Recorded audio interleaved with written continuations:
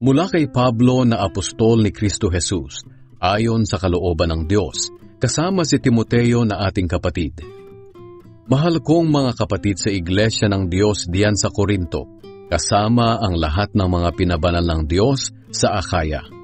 Sumainyo nawa ang biyaya at kapayapaang galing sa Diyos na ating Ama at sa Panginoong Hesukristo. Purihin ang Diyos at Ama ng ating Panginoong Hesukristo. Siya'y maawaing Ama at Diyos na laging nagpapalakas ng ating loob.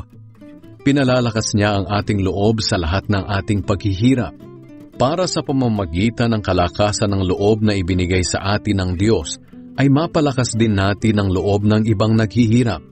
Sapagkat kung gaano karami ang mga paghihirap natin dahil kay Kristo, ganoon din karaming beses niyang pinalalakas ang ating loob.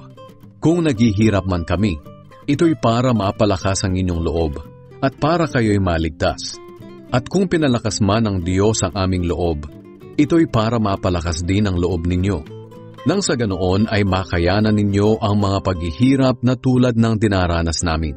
Kaya malaki ang aming pag-asa para sa inyo, dahil alam namin na kung naghihirap kayo tulad namin, palalakasin din ng Diyos ang inyong loob tulad ng sa amin. Mga kapatid, gusto naming malaman ninyo ang mga paghihirap na dinanas namin sa lalawigan ng Asya. Napakabigat ng mga dinanas namin doon. Halos hindi na namin nakayanan at nawalan na kami ng pag-asang mabuhay pa.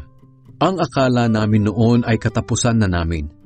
Ngunit nangyari ang lahat ng iyon para matuto kami na huwag magtiwala sa aming sarili, kundi sa Diyos na siyang bumubuhay ng mga patay.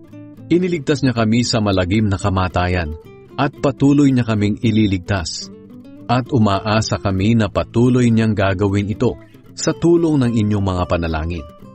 Sa ganoon, marami ang magpapasalamat sa Diyos dahil sa mga pagpapalang tatanggapin namin mula sa Kanya bilang sagot sa mga panalangin ng marami.